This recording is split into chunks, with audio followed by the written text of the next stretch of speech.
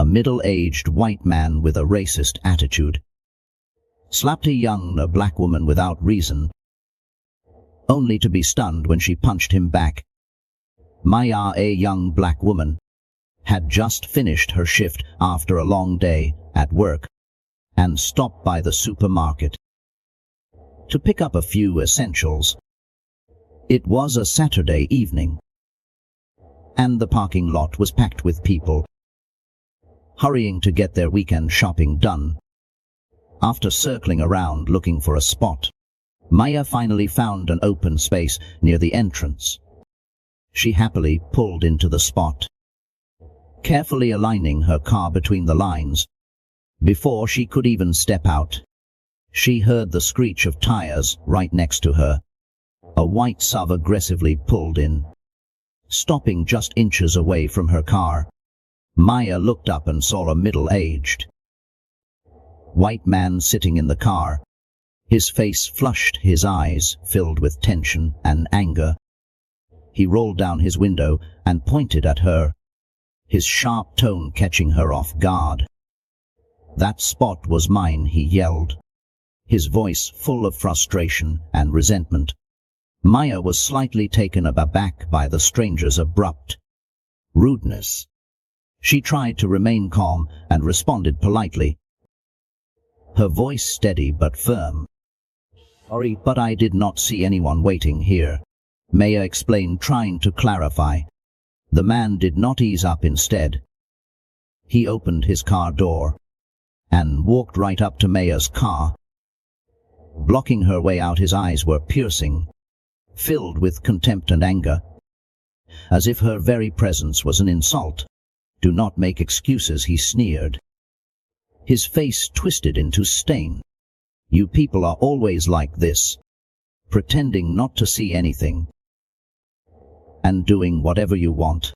No respect for others." Maya could hear the cold, unfamiliar tone in his voice, a hint of racism that she had faced before, but had never stopped hurting. She tried to keep her discomfort in check, took a deep breath, and thought she might be able to calm his anger and go about her day. "I'm truly sorry if you were waiting, but I did not see anyone here," Maya said, trying to keep her voice calm, hoping he would listen, but her words had no effect. The man continued to glare, arms crossed over his chest, looking at her with a mocking gaze. "Of course you did not see.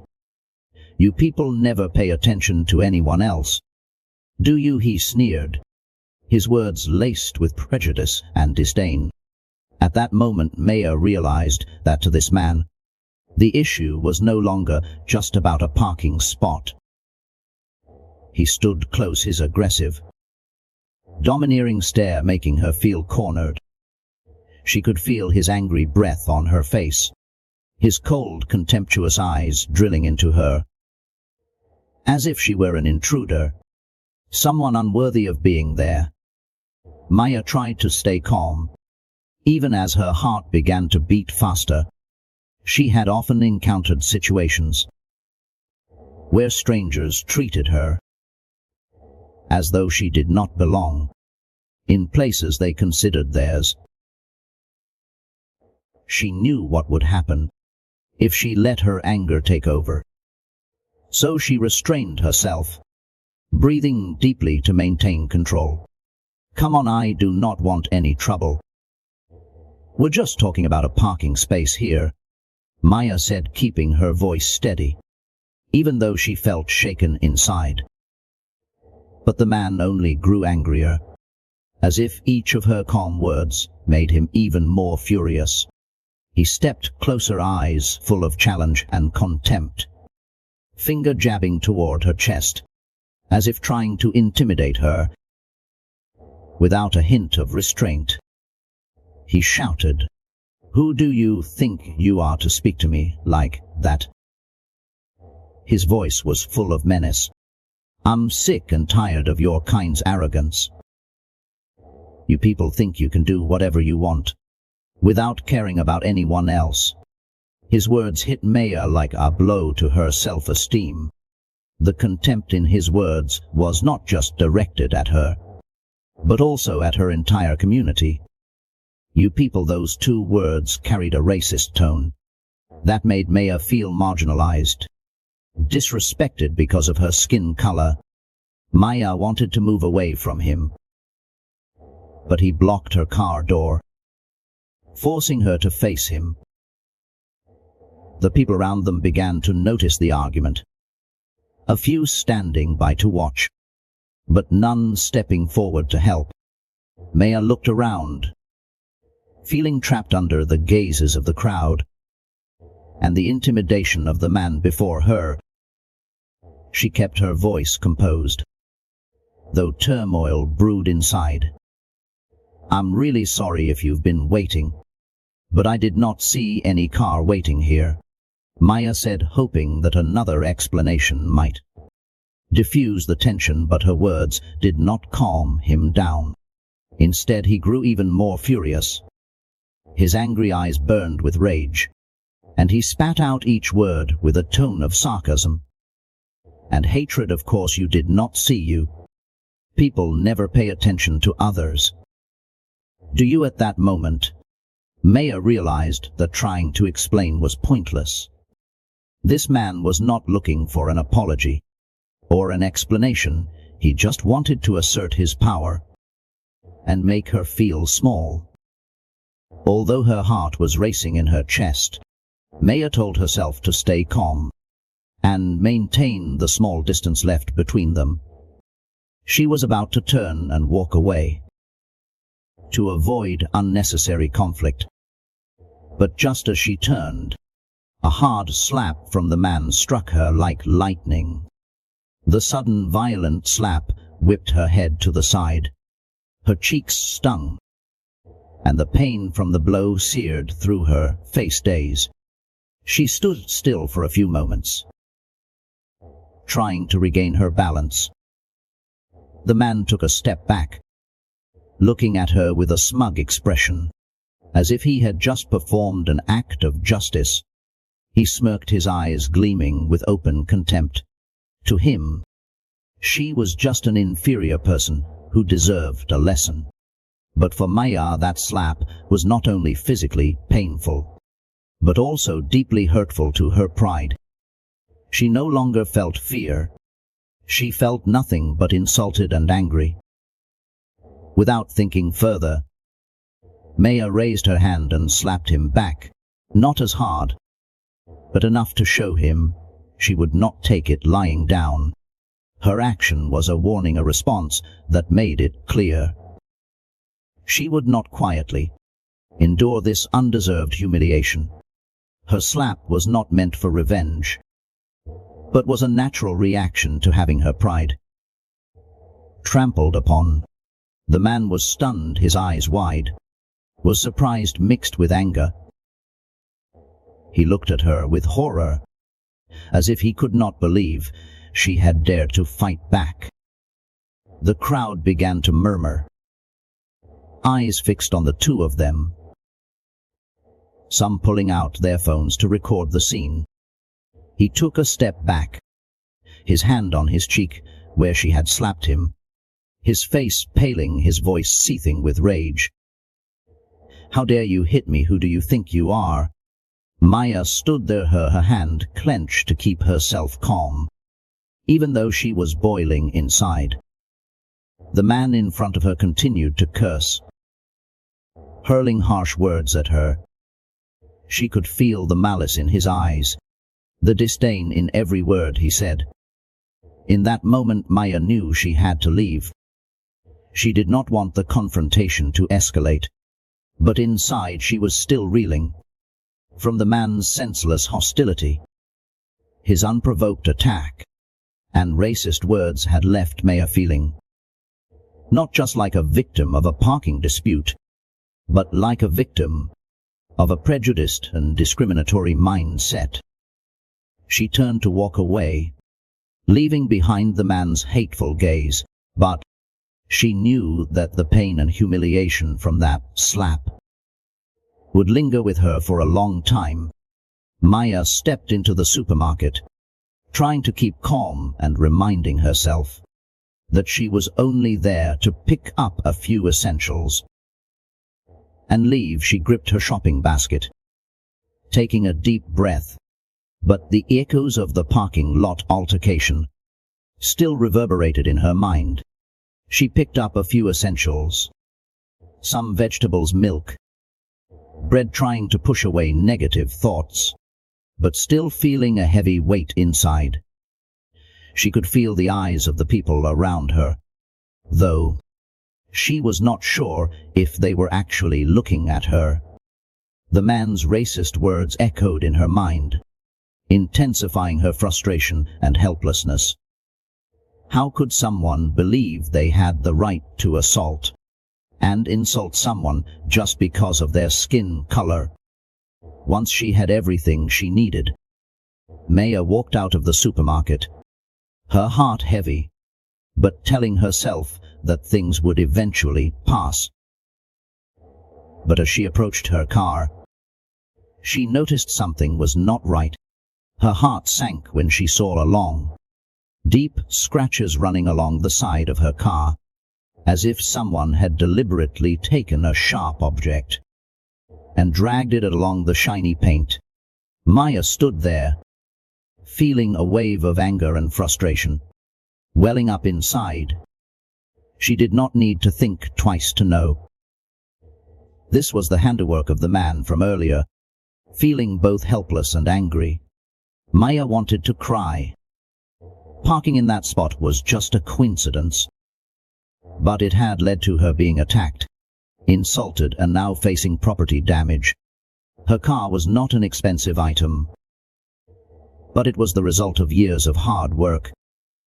Now it had been vandalized, simply because of the baseless hatred and prejudice of a stranger. Maya took a deep breath, trying to control her emotions and think logically. She knew that calling the police might complicate things, but looking at the deep scratches on her car, she knew she could not just let this go. The scratches were not just a material loss, but a symbol of the injustice and discrimination she had just endured.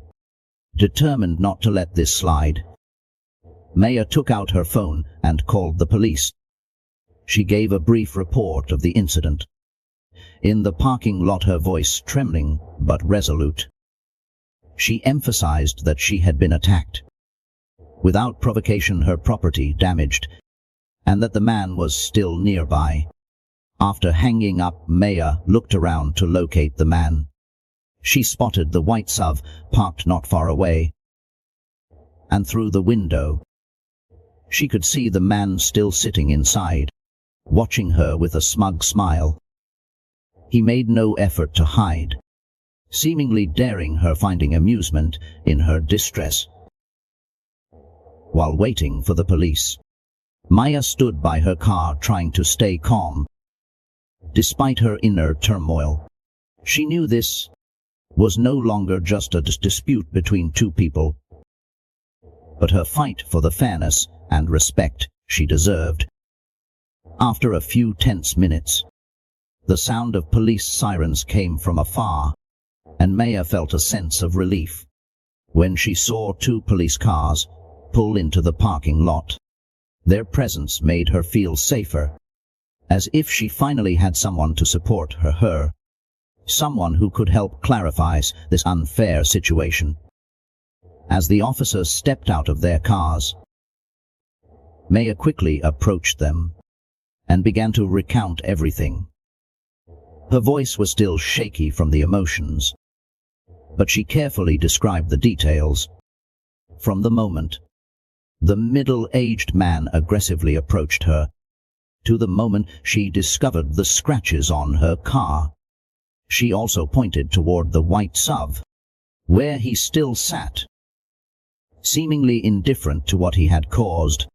One officer listened to Maya intently, taking notes on every detail, while the other officer approached the man to talk to him. Maya watched their every move, feeling a mixture of hope and worry. Although she was trying to stay calm, she could not help but think about the possibility that he might twist the story, blaming her as he had done from the start. She knew that in situations like these, prejudice could sometimes obscure the truth. When the police officer approached the man, he immediately changed his attitude, raising his voice and complaint, pretending to be the victim who had been attacked without reason by a young woman. He repeated that Maya was the aggressor, that he had only reacted in self-defense, trying to turn the story into one where he was the one protecting himself. His blatant lies shocked and angered Maya, but she tried to stay quiet, letting the police make their own judgment. The officer returned and asked Maya a few more questions about the argument, and the moment he slapped her, Maya recounted everything, clearly explaining each event, and carefully emphasizing that she had tried to walk away, but he would not leave her alone. She described his slap, and how she had only slapped back lightly. To defend herself, the officer nodded, looked over at Maya's car, examining the scratches that mark the vehicle's body, a piece of undeniable evidence of the intentional damage he had caused. The presence of these scratches was the most persuasive proof of Maya's story, a part of the truth he could not hide, no matter how much he lied. Maya silently watched as the officer returned and exchanged a few words with his colleague. They lowered their voices, exchanged quick words, occasionally glancing at the man standing by his SUV. Finally, they walked up to him, and one of the officers gestured for him to turn around. Maya's anxiety began to lessen as she saw the police handcuff the man and lead him toward their car. The man yelled in protest, shouting at Maya with venomous words, insisting she would pay for this, that she could not get away with treating him this way. But the officers ignored him. They put him in the back seat, ignoring his shouts, and closed the door. His voice was muffled, but his hateful gaze still glared through the car window, making Maya feel a wave of anger and unease rise. Once again, Maya stood still, feeling both relief and exhaustion. She knew this was not over yet. He would likely continue to place the blame, twisting the story in his favor during the investigation, but for now, she felt that justice was finally on her side. An officer approached her, his voice reassuring. "We have enough evidence to continue with the case. Would you like to file a formal complaint to set things straight?" Maya nodded firmly. "Yes. I want to follow through. He cannot get away with this." She watched the police cars that drove away, taking the man out of the parking lot. Though she felt a sense of relief, a quiet pain lingered. Maya knew the road ahead would not be easy, and many challenges awaited her. But this time she would not back down. After the police car carrying the man disappeared from the parking lot, Maya was invited to the police station to officially provide information and report the incident. Sitting in a small room, she felt as though everything was engulfed in tense silence, as if her peaceful life had been disrupted by the deep-seated prejudices she had always hoped to avoid. While she tried to remind herself that she had done the right thing, Maya could not help but worry. An officer sat across from Maya, one who had witnessed the final moments of the confrontation. In the parking lot, he handed her a sheet of paper and a pen, asking her to write down the entire incident. Maya took a deep breath, trying to recall every detail, every word in action, especially the moment when the man, Miss Smith, assaulted and insulted her. She wanted everything to be recorded accurately, leaving nothing out that could be twisted or overlooked. As Maya wrote, the memories of what happened and replayed in her mind, each detail reminding her of the injustice and hostility she had endured. Every word she wrote was a clear testament to the unfairness and hatred she had faced. Maya knew that from the moment he slapped her, he would try everything to turn her into the aggressor and present himself as a victim. She even feared that prejudice and bias might distort the truth. But she was determined to bring the truth to light. When Maya finished her statement, the officer read it carefully, occasionally looking up to clarify a few details with her. He wanted to ensure every point was clear, as he knew the man would try every way to twist the facts. Maya recounted each event calmly, from his aggressive approach to her car, to his offensive words, the slap and the scratches on her car. After hearing the entire story, the officer sat a bit closer, looking at her with empathy. He understood that this was not simply a dispute over a parking spot, but an issue of dignity, of the right to fair treatment, and of a conflict that no one should have to endure. As their conversation continued, another officer entered with a serious expression. He informed that Smith had denied Maya's entire story, even claiming that she was the one who attacked him. First, the man insisted that he had only defended himself against her rudeness, and claimed she had slapped him first. He was trying to construct a narrative completely contrary to the truth, casting himself as the victim. Upon hearing this, Maya could not help but feel a surge of anger and frustration.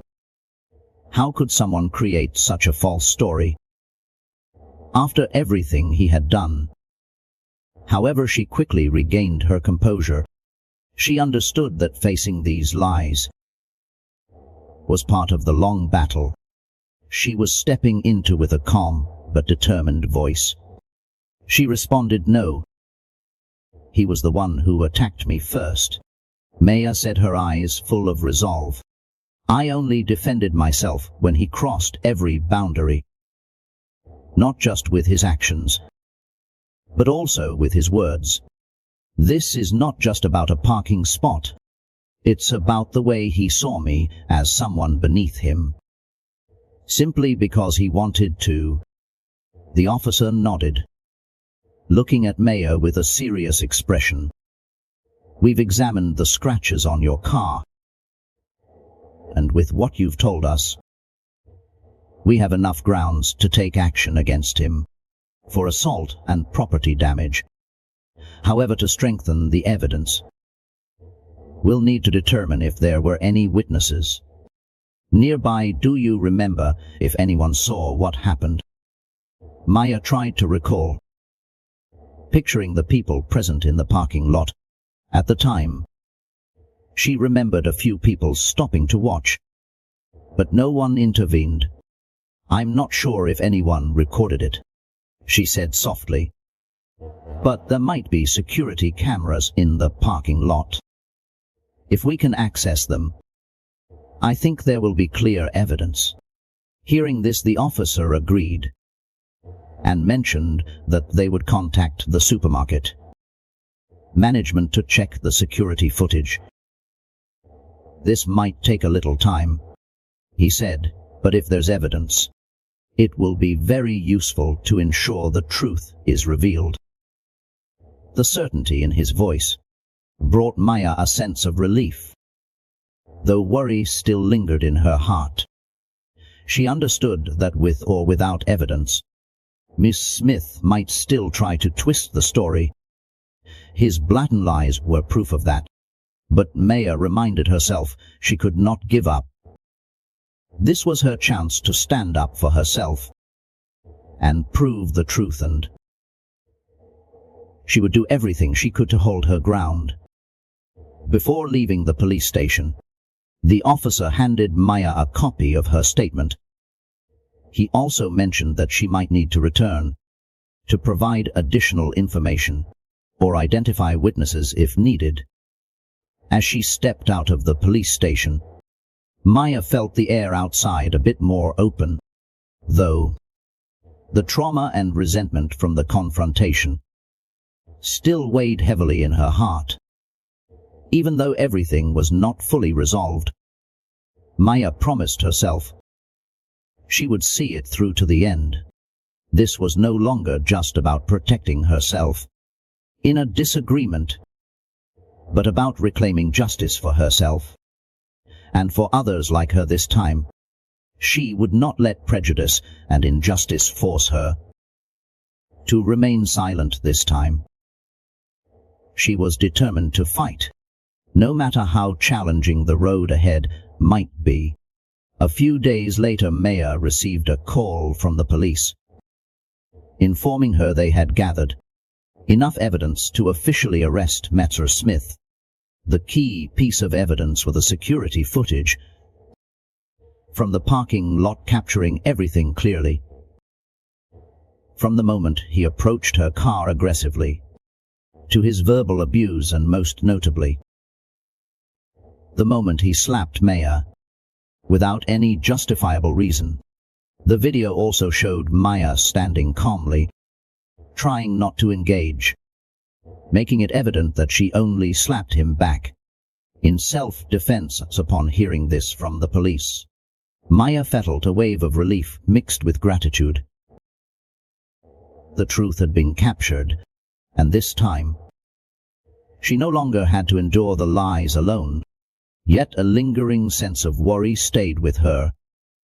She knew this was just the beginning, and Mr. Smith would likely try to fight back, painting himself as the victim, just as he had before, but this time she would see it through to the end.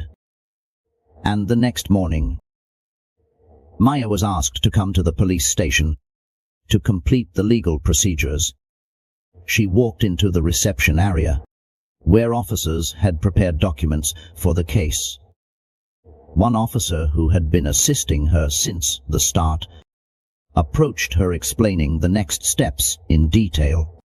He also informed her that Mr. Smith would be taken into custody that day to formally confront the charges of assault and property damage. Not long after, Maya was invited to sit in a small meeting room to wait.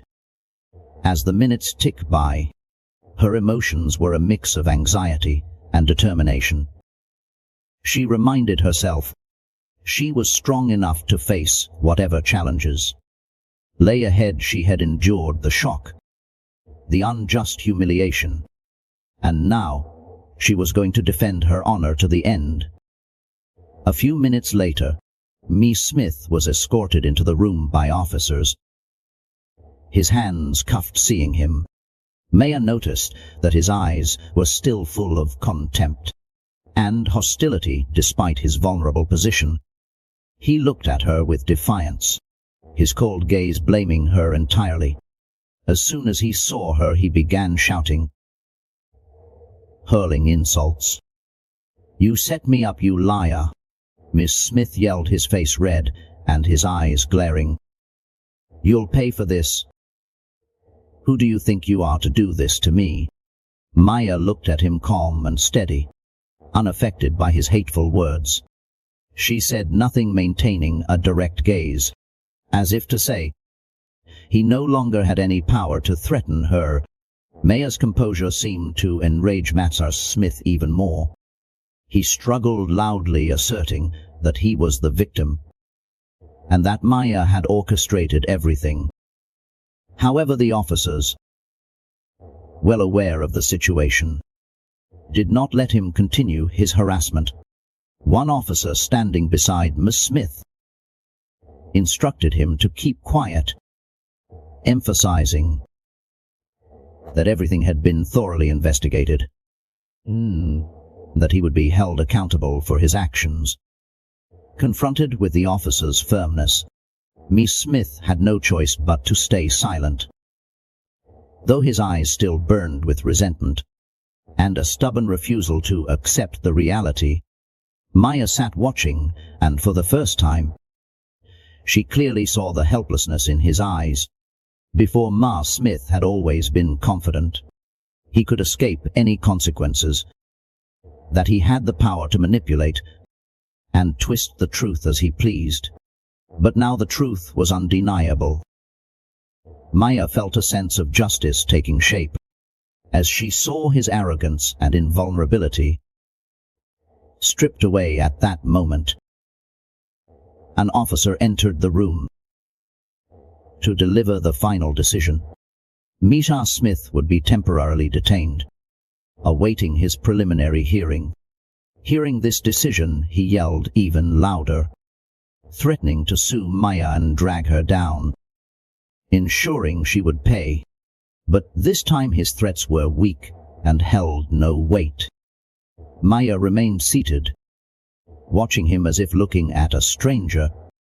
The officers let him out, leaving Maya sitting alone, with a sense of peace and resolve. An officer approached her, handing her a business card and advising her to reach out anytime if she needed further assistance. During the legal process, he also encouraged her to take the case to court to ensure justice was served. "We will do everything we can to protect you." And the truth, the officer said calmly, his eyes reflecting deep empathy. "Thank you," Maya replied firmly. "I'll see this case through to the end." As she stepped out of the police station, Maya felt the outdoor air refreshing. As though she had just weathered a great storm, she felt a lightness within her, as if she had set down a burden she had carried for so long. Yet her mind still dwelled on the challenges ahead. Maya knew that this journey was not entirely over. There would be further steps, legal procedures, and confrontations with Ms. Smith at trial. She also understood that Ms. Smith, with his hostility and arrogance, would not back down easily. He would likely continue to resist, perhaps hire a lawyer to defend himself, or find any way to escape punishment. But for Maya this time, she had made a clear decision. She would not let anyone intimidate her or force her into silence. This was no longer just a personal dispute, but a stand for self-respect, for the right to live equally and justly. Looking ahead, Maya knew there were still many challenges waiting. But with her faith in justice and the power of truth, she walked forward with confidence and determination, ready for whatever lay ahead. Several weeks later, Maya received a notice about Miss Smith's trial. Her determination to pursue the case stemmed not only from a desire to protect her own dignity, but also from a drive to fight for justice, so that people like Mattress Smith would understand that prejudice and hatred cannot go unpunished. During the wait, Maya frequently met with attorneys and prepared her testimony. The video recording of the confrontation in the parking lot and the evidence of her car's damage gave her motivation, as she knew these would be undeniable pieces of evidence. Yet anxiety continued to linger. She wondered if justice would truly side with her. Maya knew that racial discrimination cases were not always easy, and that the truth did not always prevail. But this time she would not back down. On the day of the first trial, Maya entered the courtroom with a tension that was hard to describe. The courtroom was silent, the air thick with anticipation. As everyone watched every move closely, Ms. Smith sat on the opposite side, his face cold, his eyes full of defiance. Beside him was his defense attorney, a middle-aged man with a common, sharp demeanor. Maya could clearly see the thorough preparation of the opposing side, but she also felt the reassurance her lawyer gave her. Through a steady, determined gaze, the trial began. With the opening statement from the prosecution, Maya's lawyer, a sharp young woman named Ava Hayes, presented the case succinctly and in detail. She summarized Ms. Smith's actions, from his attack on Maya, his racial slurs, to his destruction of her property.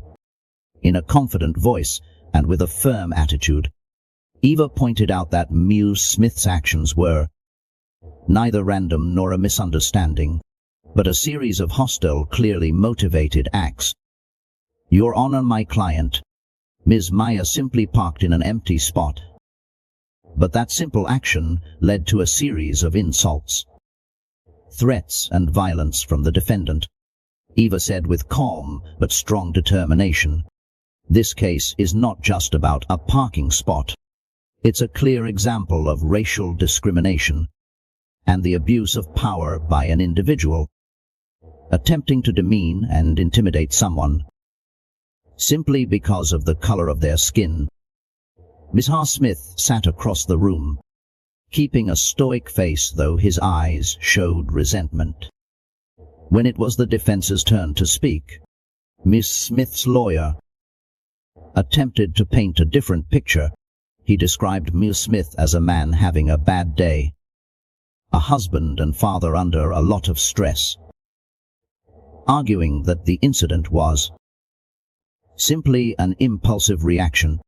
The defense attorney even appealed to the jury's compassion for the defendant, asking them to consider his circumstances. Maya felt her heart tighten.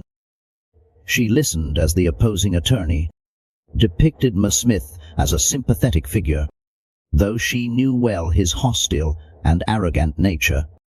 This only strengthened Maya's resolve, as she knew she needed to stand up, not just for herself but to show others that abuse and discrimination would not be tolerated. The trial continued with the presentation of evidence. The surveillance footage from the parking lot played in court, showing Ms. Smith approaching and slapping Maya without warning, then vandalizing her car. The video left the courtroom in silence. Even some jury members showed clear discomfort at Ms. Smith's aggressive behavior and unreasonable attitude. When it was Maya's turn to speak, she stepped up with calmness and courage. She recounted the entire incident, from parking her car, being insulted, attacked, and finally witnessing her car being damaged. Her voice trembled slightly but was steady. Maya emphasized that she only retaliated after being attacked, that Ms. Smith's actions were not a random burst of anger, but a display of contempt and deep-seated racism. During the cross-examination, Ms. Smith's lawyer tried to argue that he merely reacted out of anger and claimed that Maya had provoked him. However, through her calmness and sincere explanations, Maya clarified that she had no intention of causing conflict and was merely defending herself. After the first day ended, Maya returned home exhausted but full of hope. She knew she had done her best, had spoken the truth, and had not allowed herself to be suppressed. This was just the first day of this fight, but she felt a sense of relief, knowing she had stood up for herself. She believed that through her story, people like Mr. Smith would gradually come to understand that hatred and discrimination would no longer be tolerated, and that those treated unfairly would always have the right to defend their dignity. She knew the upcoming days would bring more challenges, but this time she was ready to await the verdict of justice. After several days of intense trial, the court finally reached the closing arguments. Maya's lawyer, Eva Hayes, stepped forward with her usual sharpness and calmness, but spoke with a stronger tone. Showing deep determination, she laid out each point clearly, emphasizing Mr. Smith's violent actions and his discriminatory attitude, reminding everyone that this was not just a trivial argument, but evidence of abuse and disrespect toward another human being.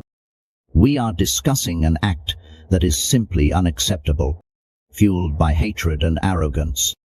Ava told the jury, Miss Smith not only attacked my client physically, but also her dignity, her right to live equally. This is something we cannot allow in a fair and equal society. The defense attorney continued to appeal for compassion from the jury, arguing that Ms. Smith was under pressure and acted on impulse in that situation. The lawyer even suggested that Maya slap should also be considered an act of aggression. Hearing these arguments, Maya felt a mix of anger and frustration, though she had explained clearly that her action was solely in self-defense. Miss Smith still tried to spin the story in his favor, portraying himself as the victim. Finally, the jury left the room to deliberate and reach a verdict. Maya sat quietly in the courtroom, her mind swirling with emotions.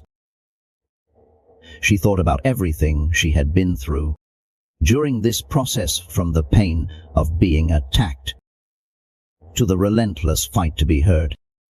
Now everything was out of her hands. She could only hope that justice would prevail after what felt like the longest wait of her life. The jury returned to the courtroom. The tension in the room was palpable, and everyone held their breath when the jury declared Ms. Smith guilty on the charges of assault and property damage. Maya could hardly believe her ears. Relief in a sense of liberation flooded her heart. Justice had been served, and she was protected. Mr. Smith sat in shock, his face darkening. He appeared unable to believe the verdict, but this time he could no longer threaten or deny. He had been convicted, meaning his actions would have consequences. As the trial concluded, Maya stood up, feeling as though she had shed a tremendous weight that had pressed down on her shoulders. For so long she did not feel the joy or satisfaction she once imagined, but rather a sense of emptiness mixed with sadness. She realized that although she had won a legal victory, the wounds Mr. Smith had inflicted would not heal easily. The prejudice and hatred he displayed could not be erased with a single sentence. Leaving the courthouse, Maya paused on the steps, feeling the sunlight and a gentle breeze. She knew she had done everything she could, yet could not shake the feeling that this battle was far from over. Racism, unfounded prejudice, and people like Mr. Smith might still exist, spreading hatred to others. She understood that the fight for justice and compassion would always need courageous people to stand up not just for themselves, but for others. A woman approached her, taking her hand, with eyes full of empathy and admiration.